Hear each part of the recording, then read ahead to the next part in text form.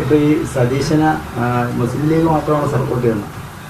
മറ്റ് സമുദായങ്ങളൊക്കെ ആയിട്ട് അറിയാതെ SNDP NSSP ആയിട്ട് അവരൊക്കെ നിൽക്കുന്നുണ്ട്. സതീശൻ മുഖ്യമന്ത്രിയാണ്. സതീശൻ മുഖ്യമന്ത്രിയാകണമെന്ന് ലീഗ് കൂടി പറയുന്നുണ്ട്. അതെ, അതുപോലെ ലീഗിന്റെ വക്താവായിട്ടാണല്ലോ സതീശൻ നിൽക്കുന്നത്. അതുകൊണ്ട് സതീശന് എപ്പോഴും ഇത്തരം ധൈര്യവും തൻ്റെ ഇടവും കൊടുത്ത് എന്തും പറയുന്നതിന് വലിയ ശക്തി ആരാണ്?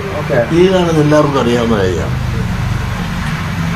അതുകൊണ്ട് തന്നെയല്ലേ സതീശൻ മുഖ്യമന്ത്രി ആകണമെന്ന് ലീഗിന്റെ നേതാക്കന്മാരിപ്പോൾ പറഞ്ഞു കഴിഞ്ഞല്ലോ അല്ലേ? അതായത് സെക്രട്ടറി ഉൾപ്പെടെയുള്ള ആളുകൾക്കെതിരെ സതീശൻ പറയുന്നത് ലീഗിന്റെ പിന്തുണയുള്ളതുകൊണ്ടാണ്. ലീഗിന്റെ പിന്തുണയുള്ളതുകൊണ്ടാണ് സെക്രട്ടറി ഉൾപ്പെടെയുള്ള ആളുകൾക്കെതിരെ ഒരു കർശനമായ നിലപാട് അല്ലെങ്കിൽ എപ്പോഴും എതിരഭിപ്രായം പറയുന്നത്. അങ്ങനെയാണോ? അതെനിക്കറിയില്ല. പുള്ളി പകലിങ്ങനെ പറയും, രാത്രി ഞാൻ ടൈപ്പ് പോക്കാനും ആലോചിക്കും. അതൊക്കെ കിടക്കും. കാരണം ലീഗ് അങ്ങനത്തെ അഭിപ്രായം പറയാൻ പാടില്ലായിരുന്നു. കോൺഗ്രസിൽ ആരാണ് ആകേണ്ടതെന്ന് ഘടകകക്ഷിപ്പെട്ട ലീഗിനെ കൊണ്ടുള്ള ആളുകൾക്ക് പറയാമോ? പറയുന്നില്ല. കോൺഗ്രസിൽ ആരാകണമെന്ന് കോൺഗ്രസ്സുകാരാ പറയേണ്ടത്. അവരുടെ പാർലമെന്ററി പാർട്ടി കൂടി ആരായിരിക്കണമെന്ന് അവർ തീരുമാനിക്കണം. അതിന് ലീഗ് മുൻകൂട്ടി ഇന്നാളായിരിക്കണം എന്നൊരു അഭിപ്രായം പറഞ്ഞപ്പോൾ തന്നെ ഇവിടെ എന്താണ് സംഭവിക്കാൻ പോകുന്നത് നിങ്ങൾക്ക് ഇപ്പോൾ തന്നെ ഊഹിക്കാവുന്നതല്ല. ഇവിടെ ഒരു UDF ഭരണം വന്നാൽ ലീഗ് ഭരിക്കുന്നതിൻ്റെ അർത്ഥം ലീഗിന്റെ ഭരണം ഇവിടെ വന്നു കഴിഞ്ഞാൽ ഈ രാജ്യത്ത് അരാജകത്വം വല്ലതും ഉണ്ടാകുമോ? ഇവിടെ മാറാട് എത്ര എണ്ണം ഉണ്ടാകും? എന്തെല്ലാം കുഴപ്പം അവർ സൃഷ്ടിക്കും. ഒന്നുമില്ലായിട്ട് എന്തെല്ലാം പറയുന്നു. എന്റെ കോലം വരെ കത്തിച്ചില്ല, ഞാനെന്ത് ചെയ്തിട്ടാണ്? അവരുടെ സർവാധിപത്യത്തിന് നിന്നു കൊടുക്കാൻ ഘടകകക്ഷികൾ നിർബന്ധിതരാകല്ലേ? അങ്ങനെയല്ല രാഷ്ട്രീയത്തിന്റെ പോക്ക്.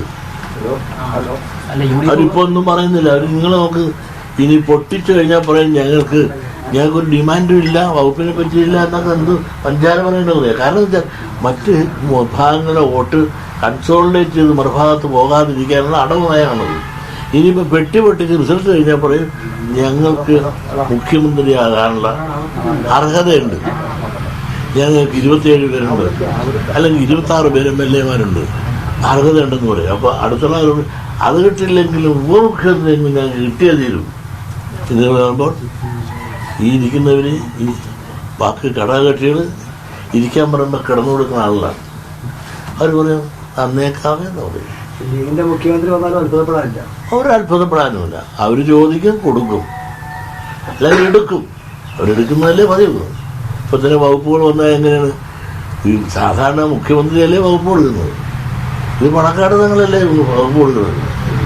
അവിടെയല്ലേ പ്രഖ്യാപിക്കുന്നത്.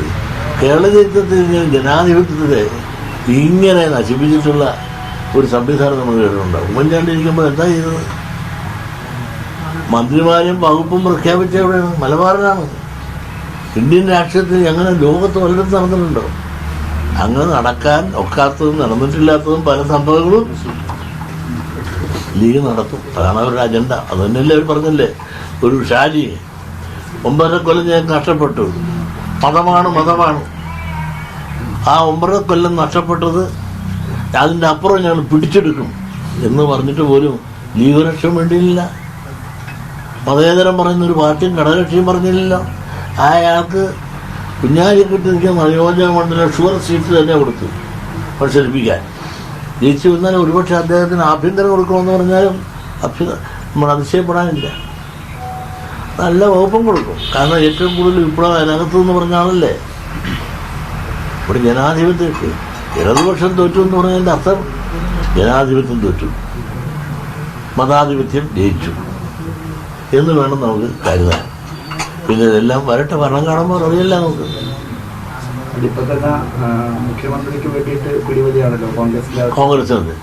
അല്ല, കോൺഗ്രസിനകത്ത് പിടിവലി നടത്തുമ്പോൾ ലീഗുകാർ ഇന്നാളാകണമെന്ന് പറയുമ്പോൾ അവർ പിടിവലി നടത്തില്ല. അത് കക്ഷി ചേർന്നത് സതീശനാകണമെന്ന് മുസ്ലിം കാര്യത്തിൽ പറയാം.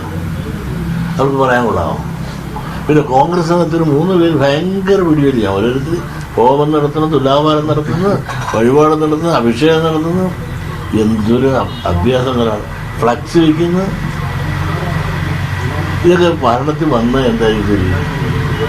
ഇടിയുടെ പടയനായിരിക്കും പരസ്പരം അധികാരത്തിൽ.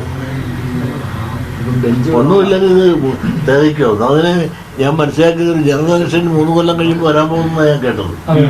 അല്ലേ? അങ്ങനെയാണെങ്കിൽ ഇവരുടെയൊക്കെ ഭരണം 3 കൊല്ലയിലേ കട്ടിട്ടുള്ളു. ഈ 3 കൊല്ലം ഭരിക്കാൻ പോകുന്നതിന് 1 കൊല്ലം ഇങ്ങനെ നിന്ന് തിരിയും. പിന്നെ ഒരു 6 മാസം കൂടെ കഴിഞ്ഞാൽ അടുത്ത 1.5 കൊല്ലത്തെ കഴിഞ്ഞുള്ള തെരഞ്ഞെടുപ്പിനുള്ള കേളികൊട്ടായി.